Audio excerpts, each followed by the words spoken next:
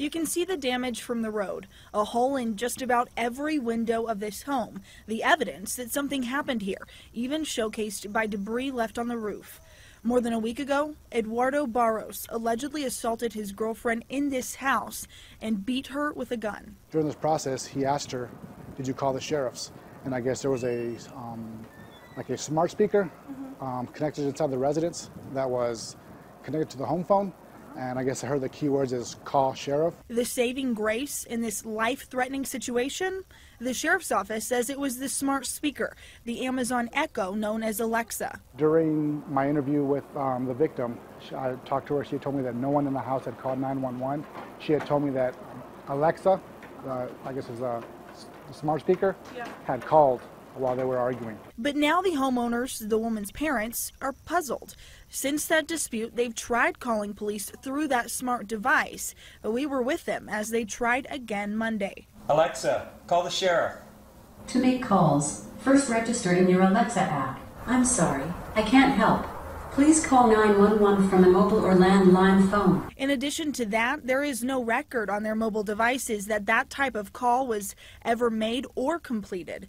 But one thing is clear, whatever device was used, their daughter and granddaughter was rescued. It saved the life of a mother and her child, and if it wasn't for that speaker, who knows how the situation would have ended up.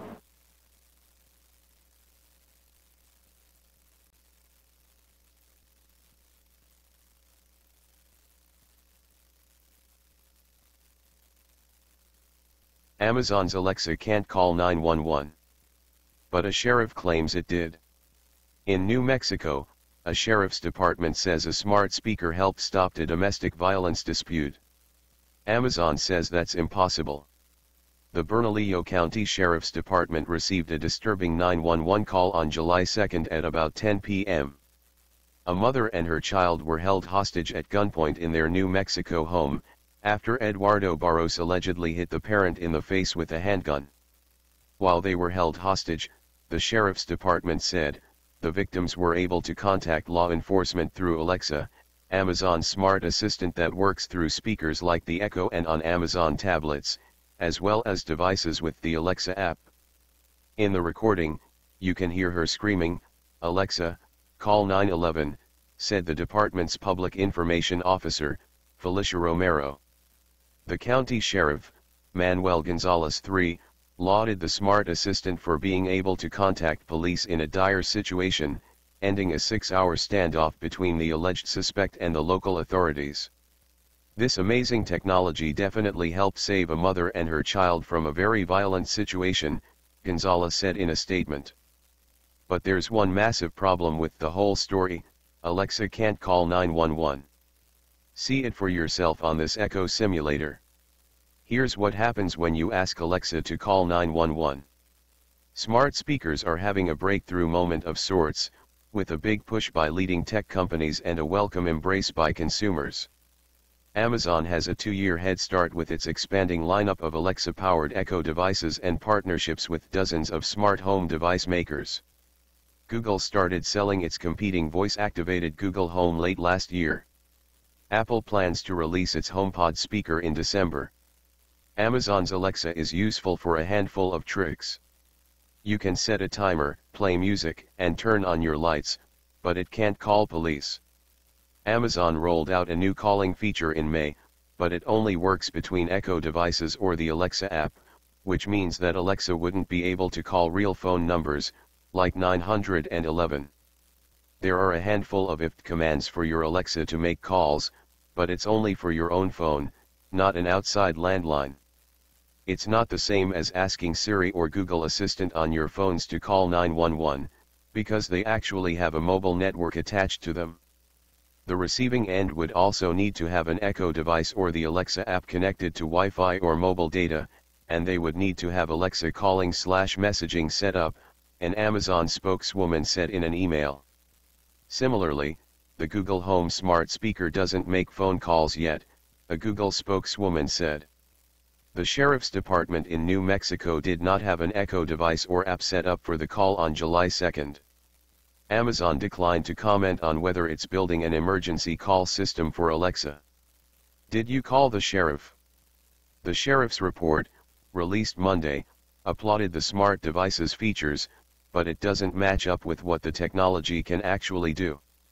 Deputies said that the smart home device was voice-activated after Burrows threatened the victim, and asked, "Did you call the sheriff?"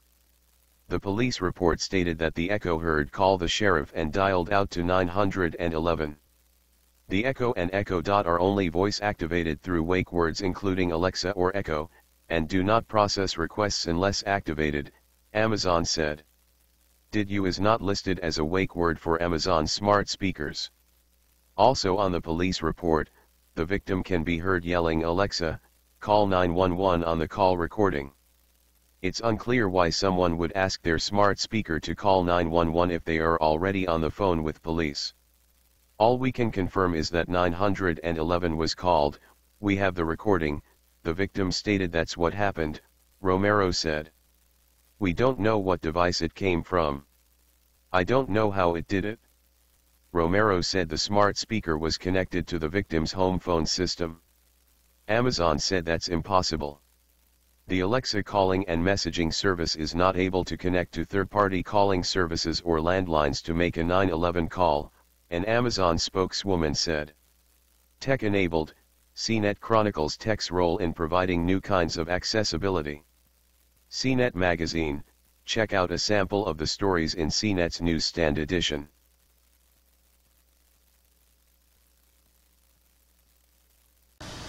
Hey Charlotte County, this is Charlotte County COPWATCH, and I wanted to explain what fair use is.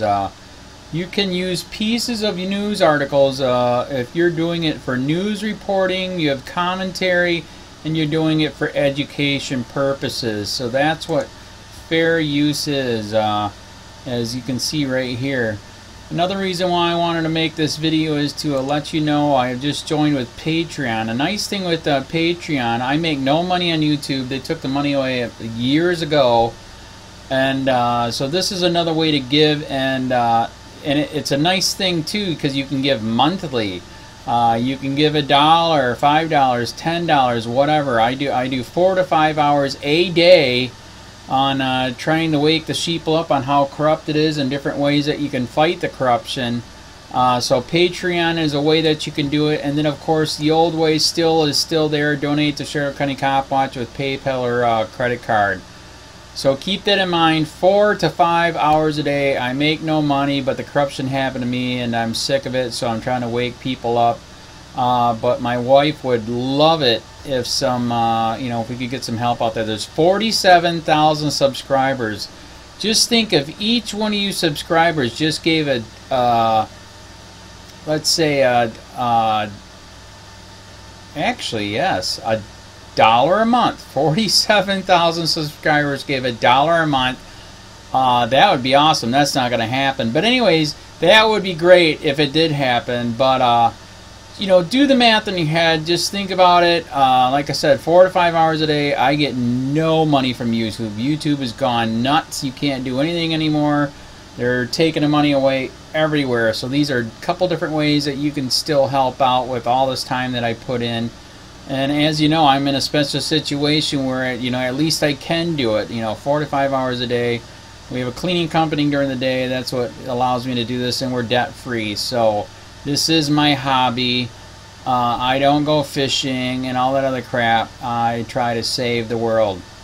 So help me out to make the wife happy, man. In fact, if you guys did give $1 a day, and there was 47,000 of you, and you did it, and each of you gave $1, and that was every month, oh my God, yes, I could quit. I could start suing them. Another idea too that we have is, if I got, some funds, we could actually contact everyone that has been ticketed and or arrested and put in jail and start sending them postcards to let them know we're here, and to see if everything went all right, and if it didn't, find out their story. So we could even do more investigations and more lawsuits. Lawsuits take money. So just think about that. 47,000 of you so far right now. $1 a day. $1 a month on Patreon, or $5 a month Patreon, 10, 20, whatever. Just do the math in your head, help out. This is a lot of work every single day. Thanks.